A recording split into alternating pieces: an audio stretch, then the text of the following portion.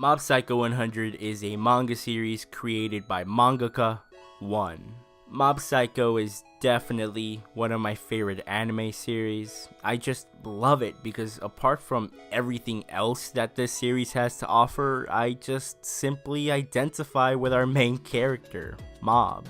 Not in the sense that I'm constantly trying to become a better person, but in the sense that I'm essentially a fucking god. In all seriousness, I think we all can, in some way, identify with Mob. Me personally, I'm constantly trying to become a better version of myself, whether it be by learning a new skill or simply being kind to another person. And it's watching Mob's journey towards this, which include his successes as well as his failures, that made the first season of this series one hell of a watch. What can I say? This series just oozes passion. You can tell everybody that's working on it is having one hell of a time.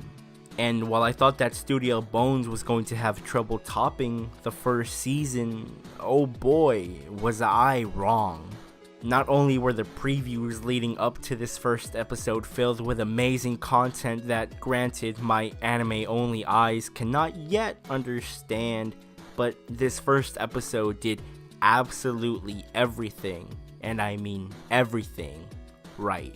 Not only did it reintroduce us to a big portion of the cast, but we got some amazing animation sequences throughout the entire episode. All this while not forgetting to remind us of some of the major conflicts this story has to offer. And I'm not necessarily talking about claw or psychic battles, because while those are a big part of the story, they're just that, a part of the story. Those major conflicts I was referring to were things like Mob's social anxiety and Mob's reluctancy to use his psychic powers because he's scared of the harm they could cause. That being said, it is incredibly entertaining seeing the animation staff go absolutely berserk any chance they get. But me personally, I just look forward to those moments where Mob takes a step forward and gets closer to coming out of his shell and becoming that person he's so desperately trying to become. And we had several of these moments throughout the episode, most notably when Mob runs for student council president. Shout out to the Body Improvement Club for being so supportive of their boy. Mob has some Naruto-esque training arc just to choke and fail to take a step forward. Or did Mob fail? Because one, had Mob 1, running for student council president wasn't even his idea, and two, it was due to his failure in the campaign that enabled him to meet Emmy and get out of their relationship what he did. If Mob hadn't completely frozen up on stage, then Emmy wouldn't have gotten the dare from her friends to ask him out. And while the relationship they formed was a complete sham, that doesn't mean there's nothing to gain from it. Because it was this relationship that helped Emmy realize that there are people out there that aren't dicks and have a genuine interest and care for her and her dreams. Likewise for Mob, it was this same relationship that helped him realize that he could do as much good as he could do evil with these powers, but it also helped him realize the value in sticking true to yourself and your emotions. As the opening points out, your life is your own, and if you're doing things because someone else tells you to, or if you're not acting on your emotions and being honest with yourself, then what are you doing? Mob has grown up quite a lot in such a short time. When Emmy tells Mob that their entire relationship was the result of a dare, he doesn't let this affect him emotionally, at least not as much.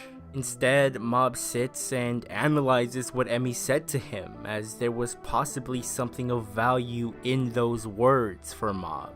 And despite his failures, ends the episode still by becoming a better person. teaching us that we can still find small victories and grow from our failures. And Mob did just that. One step backwards, 2 steps forward.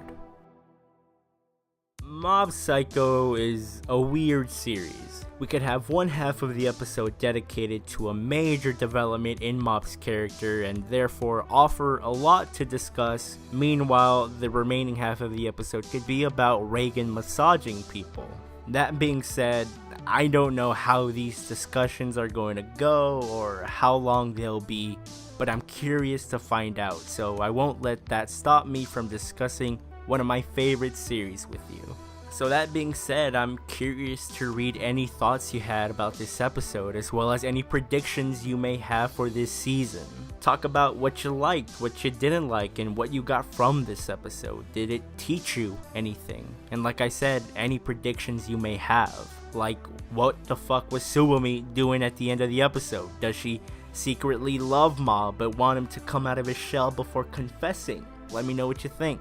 I appreciate all comments, so feel free to leave one whether you answer any of the questions I asked or start a discussion on anything you deem worthy of discussing, whether it be related to the episode or anything I said, and I'll reply whenever I can. Please like the video if you enjoyed it. Feel free to follow me on Twitter for updates or if you just want to interact with me. And hey, there's a chance that if you're watching this video right now, you're not yet subscribed to the channel, so here's what you're gonna do. Create an account if you haven't already and subscribe to the channel. Also, make sure to hit that bell. That way you don't miss a video and can keep on watching Mob Psycho 100 and many other series with me. I hope you guys have a great rest of your day, and I'll see you guys soon. Peace.